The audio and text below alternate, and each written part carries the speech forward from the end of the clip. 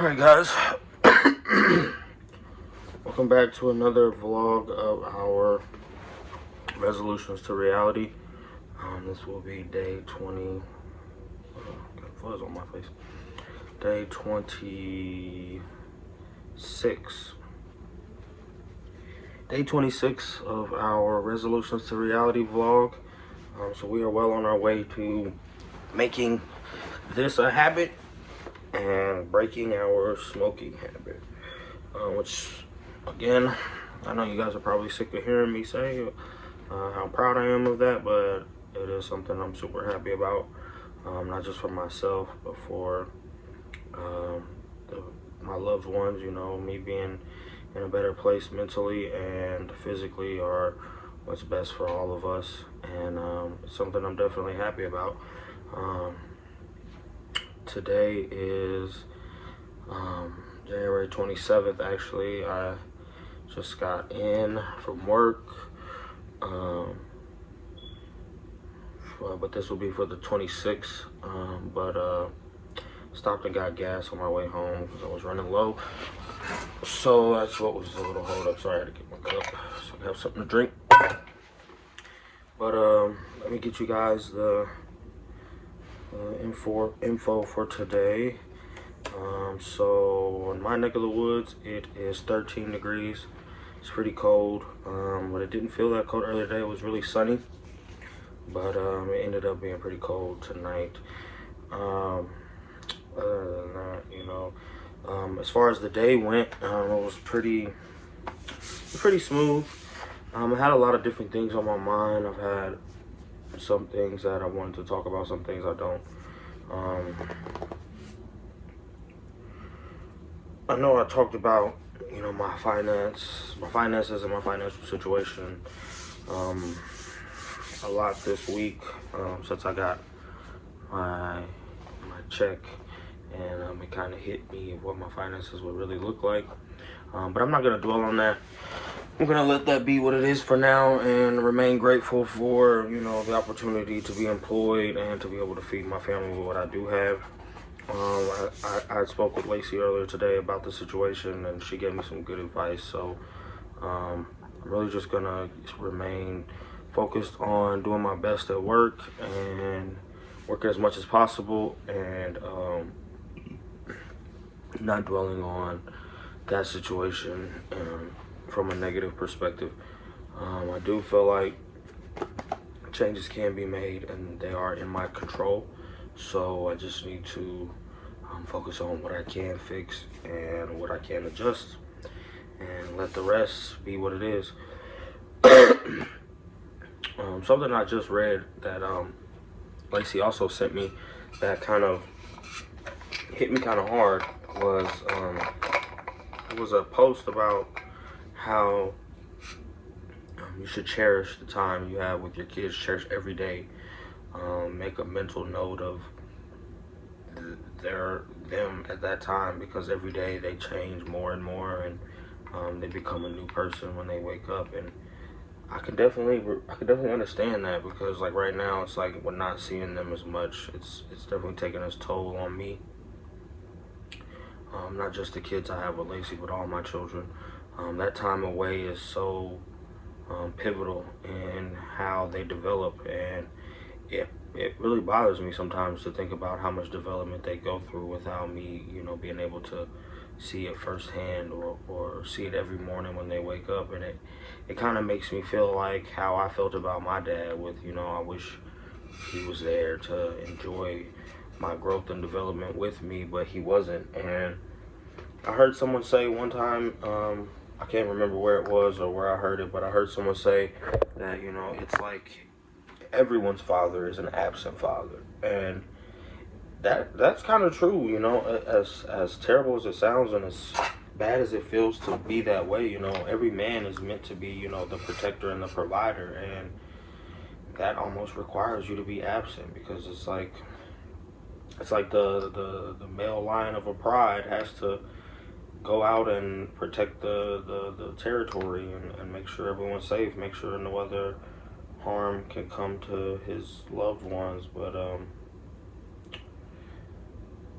it's hard when you want to be that father that's like always there and always present and enjoy every second of them. But life just doesn't allow that to happen because, you know, financially there's a requirement, and um, you have to get those requirements met for the well-being of everybody. And slowly but surely, I'm starting to understand my place in the equation.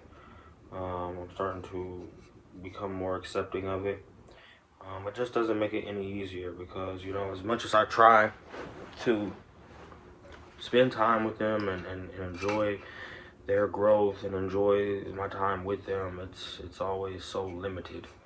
It's always got a very short expiration date, and then right after that, Dad's back to doing what Dad has to do to bring money in. It's like the only way I can really show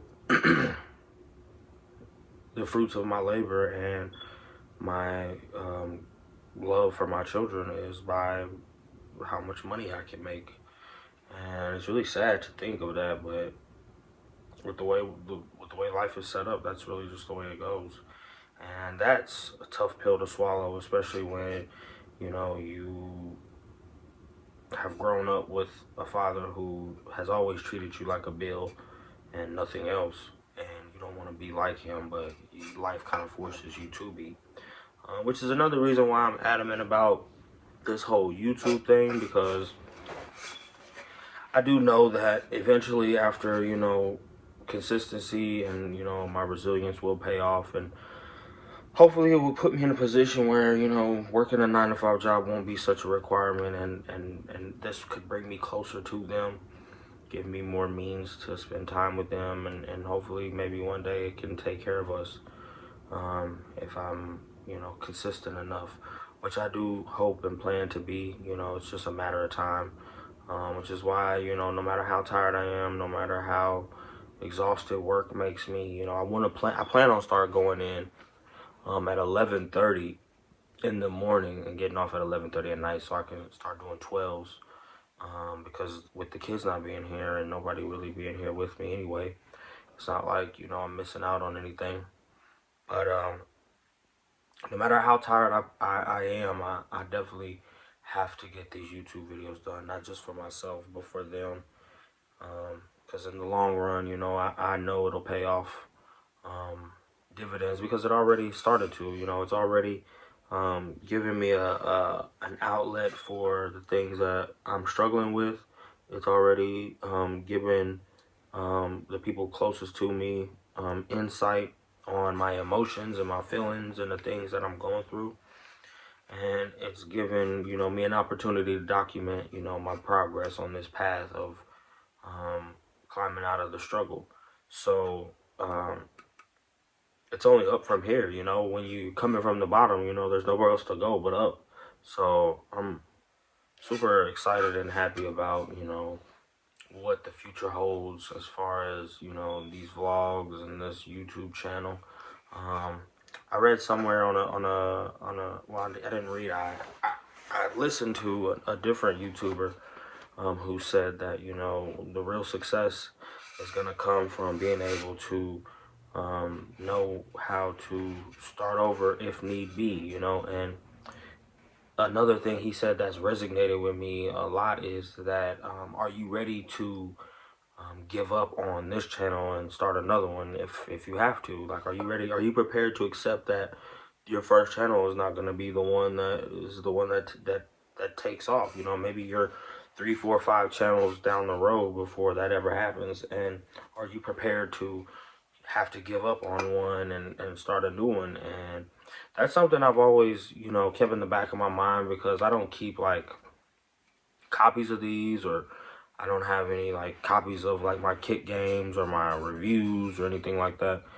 I just delete them. So like, if anything was to ever happen to this channel, I would pretty much be, you know, up the creek. You know, I don't really have backups. I don't have like an external hard drive or anything of that nature to keep all my stuff, you know, saved. So I would have to start over, start fresh, and that's scary to me, because it's like I'm putting my all into this, and I haven't really planned or looked far enough ahead to see what I would do if things were to go south and I was unable to maintain this channel. I'm kind of praying to God and putting my faith in God that, this remains maintained, from the universe just wanting me to have it. Never thought about, if things were to go south with YouTube itself and it, change or readjust its terms and conditions or the way that it's set up, what I would do then. I just really haven't thought that far ahead. I've mainly only focused on keeping my consistency alive and honesty, just honesty about what I'm talking about and what I, feel and go through on a day-to-day basis. As far as work goes, it was a really good day. It was probably one of the hardest days I've had so far. I did a lot of manual labor. I got nice and sweaty and tired. But overall, even with my feet hurting and my back and everything being the way it was, I feel, proud of myself for making it through and being able to say, I spent another day making an honest living, not just for myself, but for my family. And that means a lot to me because, I can still remember a time when I would go to that place, this same place. And like I said, it's like deja vu every day, but I would go to this same place and the only thing that I could think about was getting out of there because I had all these selfish intentions and all this selfish expectations of what I wanted to do when I left, more so than when I was there. And now as a more mature adult, I'm like, that's my favorite place to be is at work, where I can bring a means to an end of all the struggle that I've been through and a place where I can give my kids the things that they've always asked me for and wanted. Not that I'm just trying to give them everything that they want because I don't want to raise the type of children that feel like life just gets handed to them. I want them to feel like they earn. I want them to feel like they earn, the things that they get from me, and that way they understand, the process of receiving is like you have to earn things, and I want to instill that concept into them early because I feel like that was an issue that I had growing up, was feeling like entitled to getting things given to me. But, that went away pretty early on in my life. I was working at 16 years old. I wanted my license at 16. I was up and ready to get all the things that I could get at the age I could get them. I didn't really hesitate to try to start working because, there were so many things that I wanted that my mom wouldn't get me because she just didn't have the means. Like when I started school, my freshman year, this was my sophomore year. My freshman year, she had told me that, I could get one pair of shoes and it was like a pair of white Air Force Ones. And at the time they were like $80. And I was like, I want some Jordans. I want some cool shoes. And she was like, well, I can't afford to buy you those. So you're going to have to get a job and buy them yourself. And I was just like, I wasn't opposed to working. It was kind of like heartbreaking to know that my mom couldn't afford them because it was like, dang, I thought we were doing good. I thought we were, taken care of. I thought she had everything figured out. All along, it was like I didn't have a clear grasp on what money amounts really were.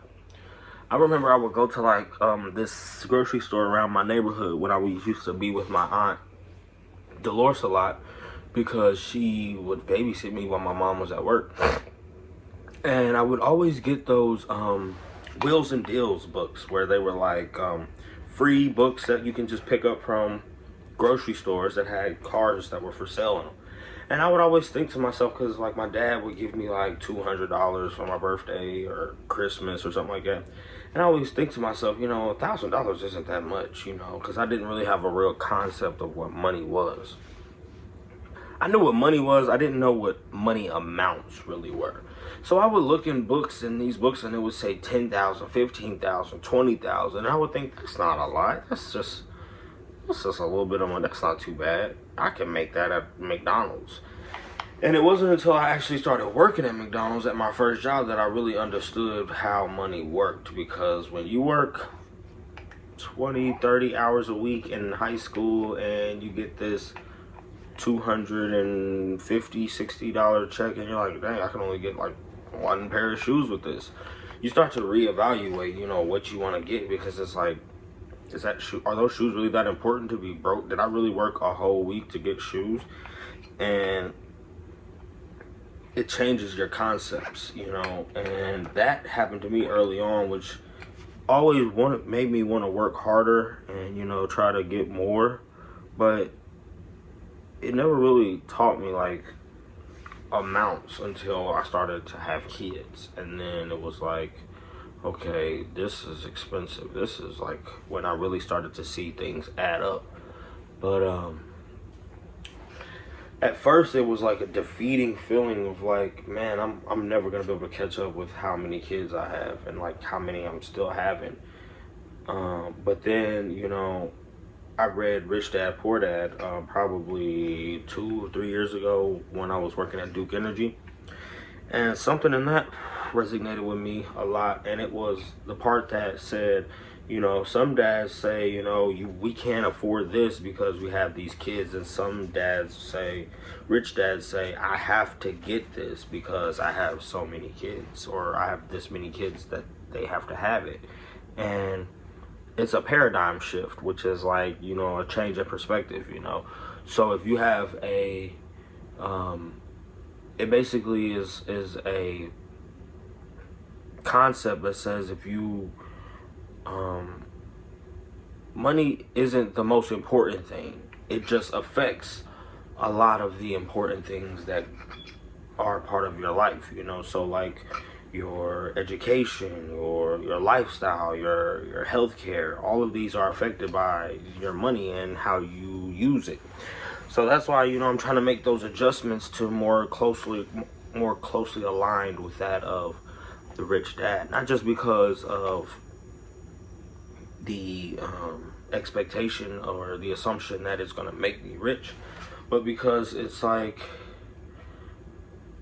I want to be able to survive and show my children that even though things are stacked against me, they are all offered a fresh start, and I want them to feel like that. I want them to feel like whether it's at home with their mothers or at home with me, they have a clean slate and a fresh start ahead of them to take on the world. And I want them to see that they don't have these defeated mentality parents that are just like, oh, well, this is all you can do, this is all you're capable of. I don't want to feed them that doubt or feed them that mentality to where they put those limitations on their own minds, put those cages and shackles on their own minds, because I believe in them just like the way our parents believe in us, or my parents believes in me. But it's like, a lot of things you have to figure out for yourself. A lot of things you have to experience. And just like with money, I want my kids to understand how money works younger than I did. Like, I don't want them to always assume that the things that they want and the things that they see that they like are going to be given to them. I do want them to remain children. As children, that's different. You don't need to instill that into, sorry, this pillow is in my back. You don't need to instill that concept into a 3, 4, 5, 6, 7-year-old. But 8, 9, 10, 11, those ages they have a concept of understanding that's growing. And that's something that I'm starting to realize, and especially with my older kids like Colin and Carter, it's like they have a strong grasp on understanding, but it's like they're starting to drift away from me as a source of information. It's like they're more interested in Fortnite and games and things that really aren't beneficial to their future, unless it becomes some sort of income for them later on, which I've told them, if you want to play games for a living, I'm not gonna tell you no. It's not something I'm gonna be ashamed of you for.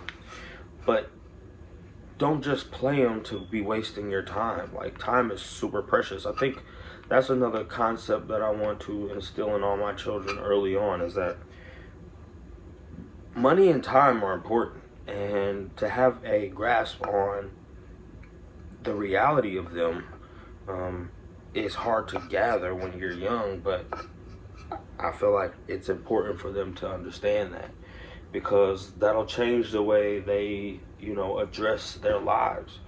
And it's not that I want to rush them into maturity, or I want to take away their, innocence as children. I just don't want them to be caught off guard by what adult reality is really like. I don't want to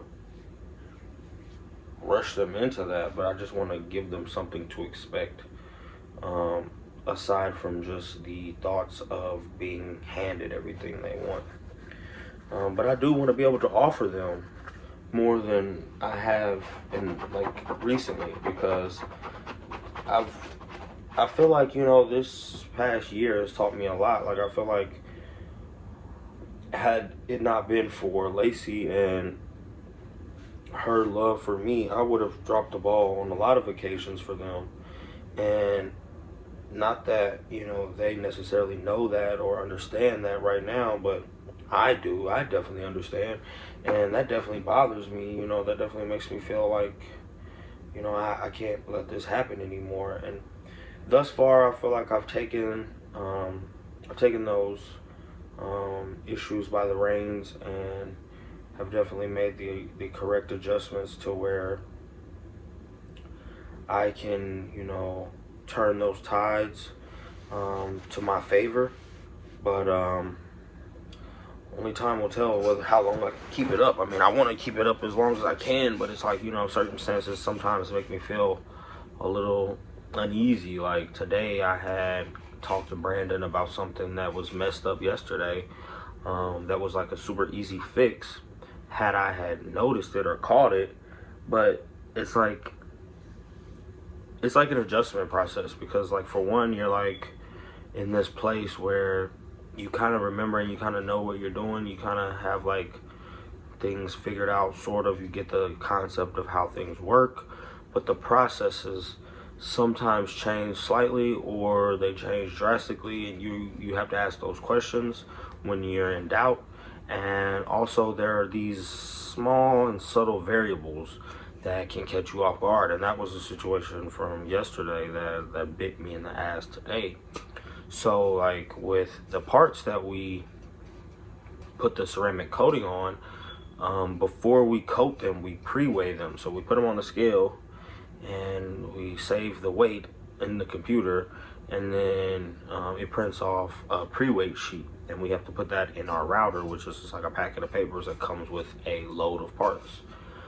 So on one load that I did for someone else, which wasn't my load and not on my chamber, which is where we load parts at into our coder, I had a part that was like 30 grams light, and we don't know if it was a scale issue or if the part wasn't sitting correctly on it, but after it was coated, it showed in the post weight that the part was 30 grams overweight, and I didn't pay attention to that. I didn't realize that.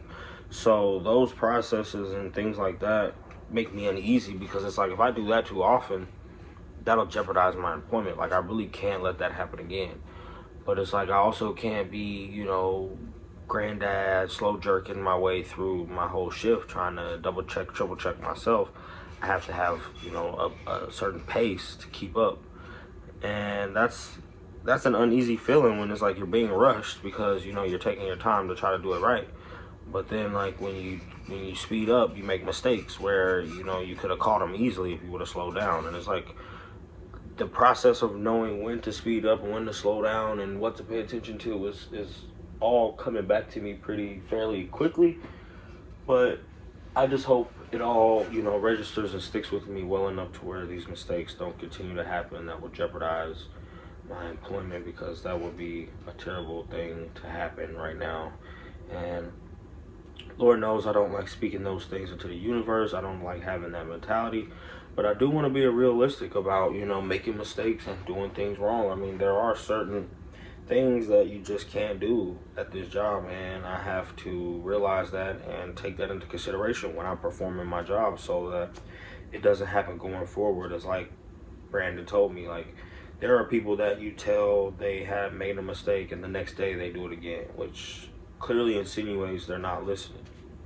So for me, I don't want to be one of those people, even further than the next day or even further than the next week. I don't want this issue to ever happen again. I want to make sure that from now on, anytime I have, any kind of discrepancies in weights and my scales, I, pay attention and watch what I'm doing. Like, that's just something I'm going to take heed of more closely now that this has happened. And it's like, I don't want to forget any other things that I've been taught or that, I have the potential of messing up and causing serious issues. I want to make sure I keep my eye on all of that stuff, because I don't want those issues or characteristics to grow in me. I don't want the seeds of mistakes to sprout, basically.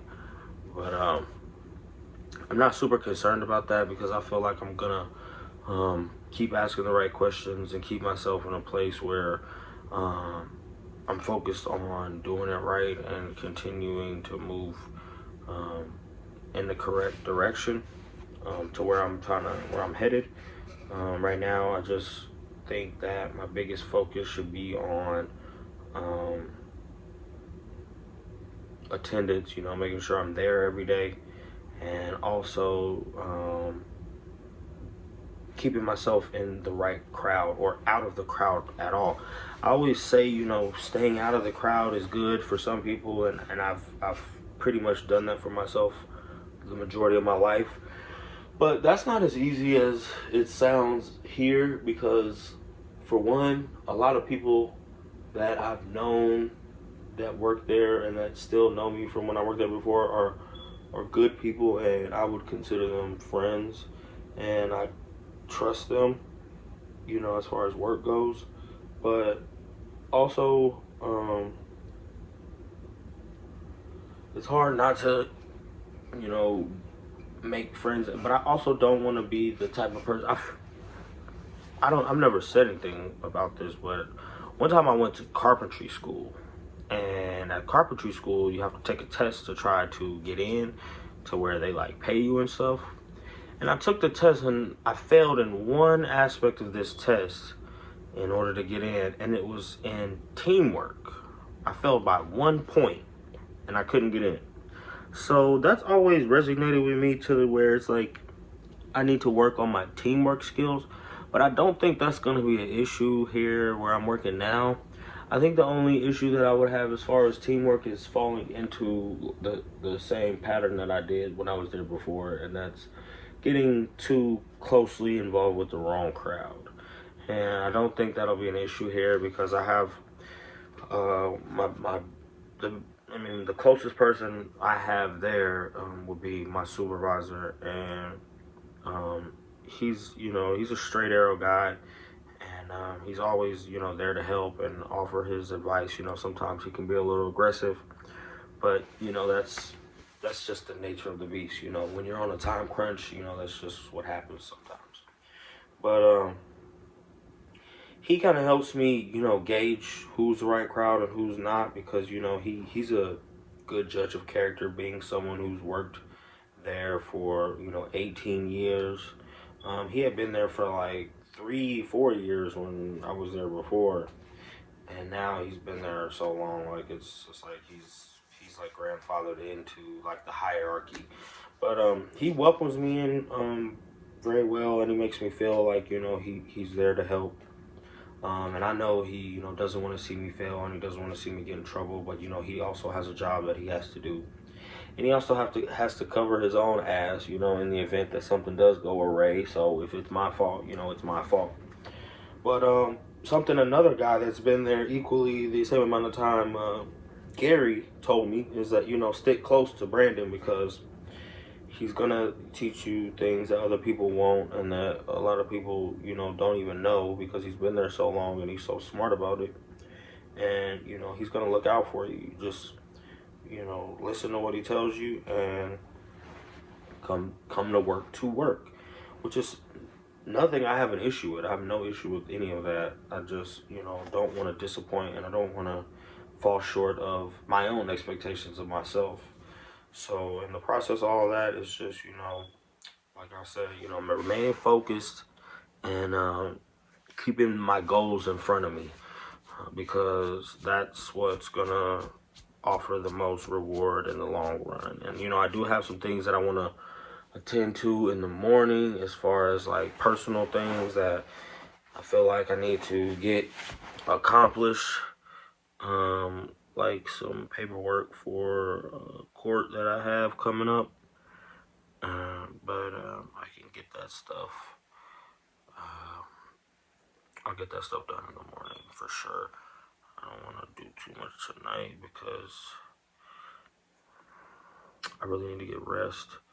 But I think I'm getting a blister on my toe. It's from these Carhartt socks, kind of stiff. But we're at our 31-minute mark, so I'm gonna go ahead and drop it like it's hot. And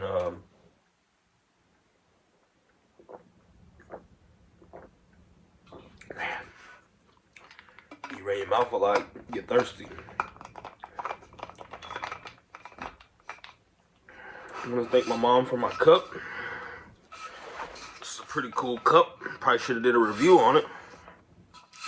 This is the Under Armour The Rocks Under Armour cup. It's pretty lit. I usually fill this up with juice before I go to work. Either cranberry mango or cranberry watermelon juice. Those are my two faves. And at the end of the day, when I get like right before I leave, I usually finish it off right before I go home. And it is still just as cold as it was when I first poured it in. So it's like a little refrigerator. It holds a lot of pretty nice amount of juice. I mean, this thing's probably a foot. I don't know how much it holds. I don't think it says on here either. Let's see. Sleeve in Vietnam, bottle in China. It doesn't say anything about the specs. But cool little logo. I didn't know this was the Rocks thing until my boss Brandon told me it was. I just knew it was Under Armour, so I was like, that's pretty lit. I'll take it. Got it from my mom. My mom got it for me. So shout out to my mom. You know, she's always there for me as always. You know, my best friend, my good friend, mom. But other than that, you know, I'm going to get back with you guys tomorrow. Thanks again for tuning. We're chugging along, you know. We got 2 more days. So this Friday will be our 28th day, and we will have reached our milestone of breaking habits and starting new ones. And I'm super proud, super happy about that. I'm super glad to have everyone that's watching along for the ride. I see the love and the views starting to grow slightly, and I'm grateful for all of it. You know, it just motivates me to keep going. If you want to interact or offer any kind of advice or input or put your 2 cents in on my life or anything I've talked about, feel free.